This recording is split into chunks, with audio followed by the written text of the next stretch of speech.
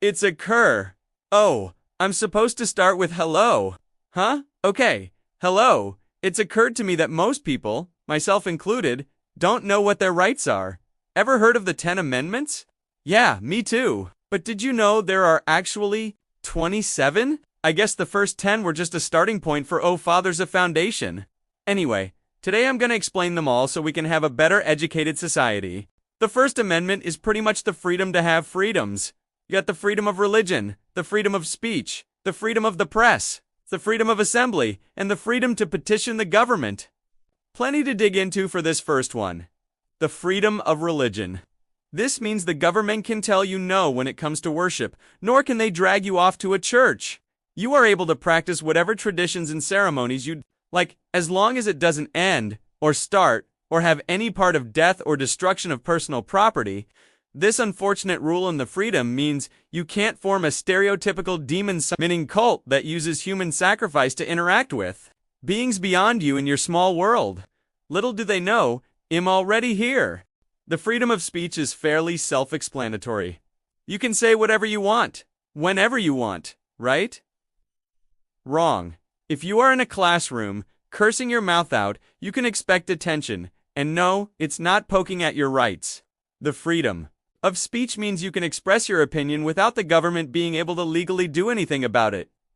#cannibalism is okay. The freedom of the press is for the media. It basically means they can report news and express opinions. Unnecessary if you ask me. News is great if it comes black and white. This is a fact. I don't care about the opinions of the people who are telling me. If there's a war going on, I want to know who's winning and why. How our supplies are getting to them, if there's any flaws in our strategy, so on and so forth. What I don't want to know is what the newscast thinks should happen. The freedom of assembly. We like assembly, don't we? Even me, as an antisocial person, likes assembly in a way. It's much more efficient to yell at someone with backup. Intimidation, rule of numbers, and wearing the victim out. Well, this freedom lets you do that to the government. You can show up with hundreds of people holding violently colorful signs and yelling what the signs say. Since nobody can read their tiny print, without this, how would we have equal rights? Speaking of which, I just want to put this out there. Women are significantly less than men in many areas of life, yet they try to do it all. Honestly, I respect women for their efforts, but the logic is not there. I know y'all want to prove yourselves or something, but you already did more than enough. You're doing much less than enough. You're doing men's jobs less efficiently than men would. If you slowed the process of making families, and by the time you go to make one, you've moved down several levels. I guess what I'm saying is, women have a role to fill in this world. They are the caretakers, the teachers, the brains of health and safety. Men are the protectors, the workers, and the brains of experience and know-how. It's okay for women to learn how things work. It's okay for women to understand a man's role, but not so they can try to fill it. Unfortunately, ladies, you are not fit to fill a father's role, nor a husband's. You were born to be a mother, a wife, to teach your children one thing while your husband teaches them another. A man and a woman are both needed in the world. A man and a half doesn't work. Moving on to the original topic. The freedom to petition the government. You can ask the government for changes or to address grievances.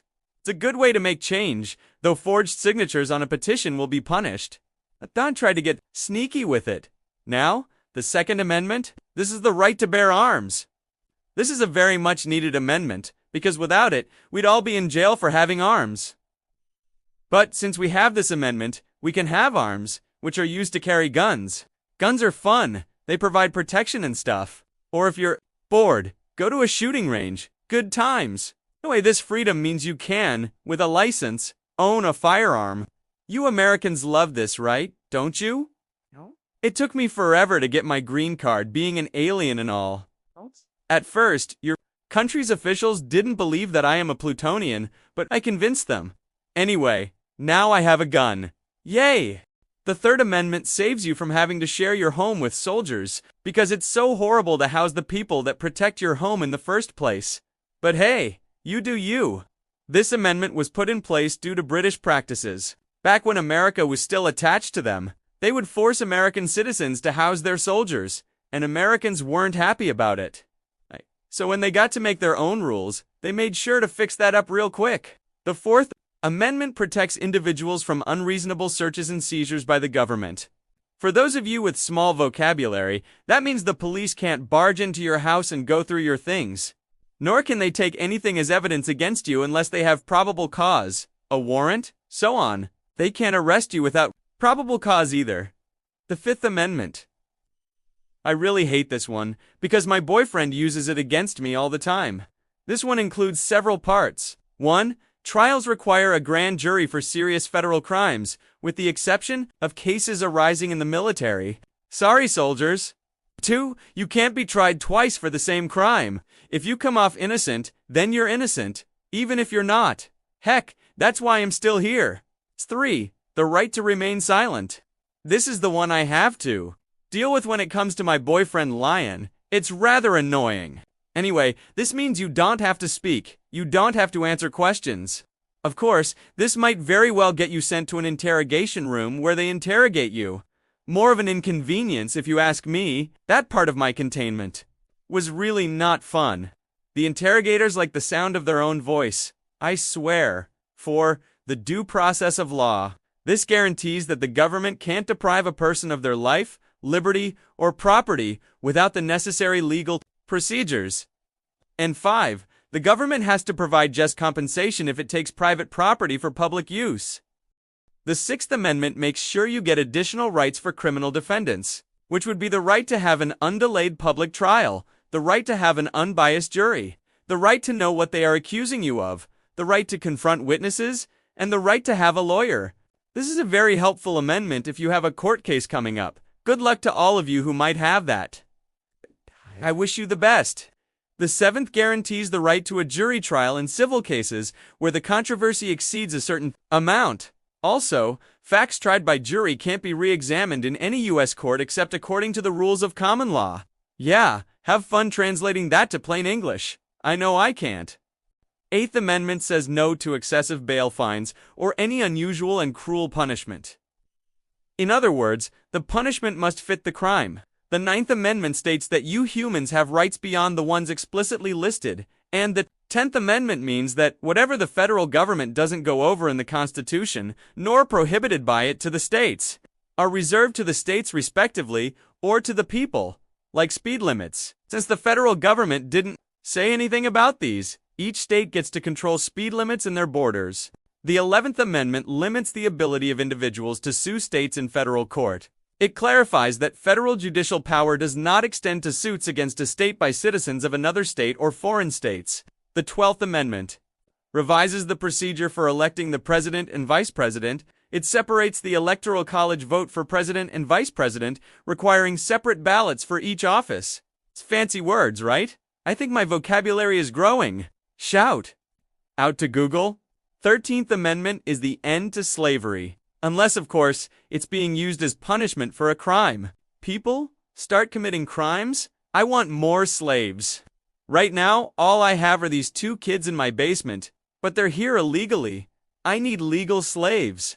The 14th Amendment gives us many rights. Listing them, it means if you were born or naturalized in the United States, you are a citizen. It protects the fundamental rights of U.S. citizens from state interference. It goes back to reinforce your Fifth Amendment rights, and it says states can't deny anyone within their jurisdiction the equal protection of the law. The 21st Amendment pretty much deletes the 18th. We have alcohol again. The 22nd limited presidential terms to only 2 years. The 23rd granted the District of Columbia electoral votes in the Electoral College for presidential elections, allowing D.C. residents to participate in the election of the president and vice president. The 24th Amendment prohibits the use of poll taxes in federal elections. Poll taxes were used in some states to disenfranchise poor voters, particularly African Americans. The 25th Amendment clarifies the procedures for presidential succession in case of a president's death, resignation, or removal from office, and for filling a vacancy in the office of vice president. It also outlines procedures for addressing presidential disability.